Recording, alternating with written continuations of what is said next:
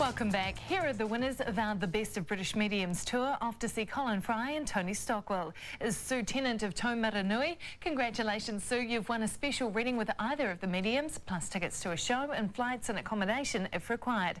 And congratulations to our other winners. Your tickets are in the mail.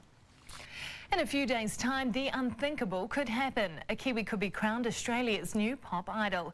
Former Aucklander Emily Williams will sing off against Kate Diaraugo on Saturday before the big decider at Sydney Opera House on Sunday night. We're joined by Australian showbiz reporter Peter Ford. Peter, tell us where the money's been going. I think Emily is certainly the shorter odds of the two, and she's got a great voice. She's got a great, distinct look about her. And of the two of them, I think she is the one who really is going to get across the line.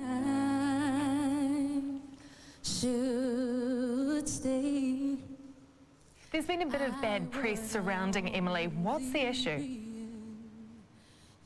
Well, some people here find the concept of a mother leaving a 2-year-old baby for a couple of months on end to go and pursue this dream, this competition. A lot of people here find that rather hard to fathom.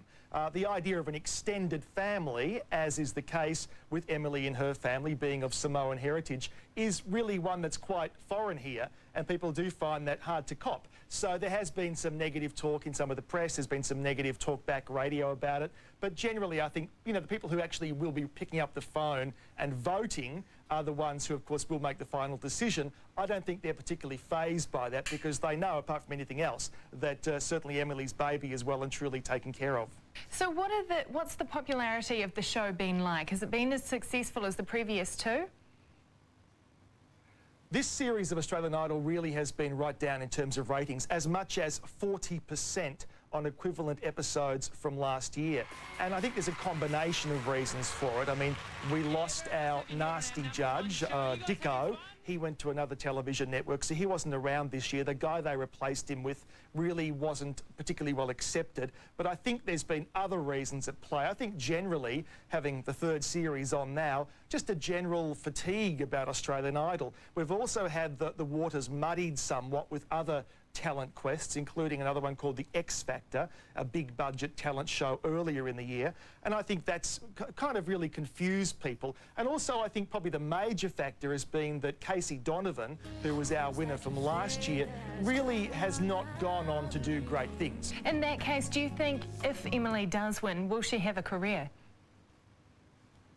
Well, she'll have a career in the short term. I mean, they're all guaranteed as, you know, a #1 single, and both Kate and Emily have recorded their singles. They will perform them on Sunday night, and of course only the winner will then get to release it a couple of days later. So in the short term, she's guaranteed a lot of press and she's guaranteed a lot of exposure, a lot of gigs, but it's probably 6-12 months down the track that the real test sets in. Some of our previous winners, and indeed the runners-up, have done quite well, but Casey really has, to be honest, to be blunt about it, been the dud of the past couple of series. But, you know, Emily, I think, if she gets the right management, and bearing in mind, of course, she will be automatically managed for the first 12 months, but beyond that, you know, her name will be established, and what you do with that from there on in is really up to you and your manager.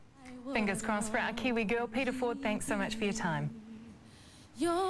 Following in the footsteps of Grace Kelly and Frank Sinatra, the Auckland Theatre Company is performing High Society. And what better way to start the party season than a night of champagne and Cole Porter tunes? The show opens in Auckland's Sky City Theatre tonight. Olivia Kimber has this. Who's the special guy? Can't put a tie on. We're not all accustomed to the trappings of high society. Oh, charming sir, the way you sing would break the heart of Mrs. Crosby's wing. It's delightful, it's delicious, it's lovely. But the sparkling songs of Cole Porter make this production irresistible. What a swell party! A swell party! It's not just a pretty show. I think it's a really good story and a fascinating and interesting story. Three men desperately in love with one woman, and who's gonna win? High Society began as the play The Philadelphia Story, later becoming a classic film starring Katharine Hepburn and Cary Grant. Hello, Dexter. Hello, George. Hello, Mike. And most people will remember High Society the musical, with swinging Bing Crosby and Frank Sinatra. We sing so rare, like old Camembert. But this show combines the wit of the first with the songs of the second. Helped very much by the Caroline Burns adaptation, which went very much towards the Philip Barry Philadelphia story. So I was always quite fond of that because I thought it was really funny, and the characters I thought were more anchored than the High Society. And today's actors say you won't be hearing carbon copy crooners. Bing was a legend, a proper American legend, and you know, a rock star sort of that time. You have to be conscious that you don't do it like them. You watch Frank Sinatra because he's Frank Sinatra, but you can't take that on board. You can't say I'm going to be like Frank, because you can't. Like Bob, don't take that kind of food. Another thing you won't hear is that old-fashioned American elocution. Don't pretend with me, Dexter. You deliberately planned this festival to conflict with my wedding. It's a shabby, vindictive gesture. Ooh, harsh word. In those older movies, that there was a style of acting that possibly made the accent come across a little bit funny. We are doing American accents, so it's what we would call a you know, sort of middle-of-the-road American accent, non-offensive. I guess it's a little bit different from the High Society that people are used to, but it's got all the same music and all the same tunes, and it's got more. It's delightful, it's delicious, it's delectable, it's delirious, it's dilemma, it's delimit, it's deluxe, it's deluxe.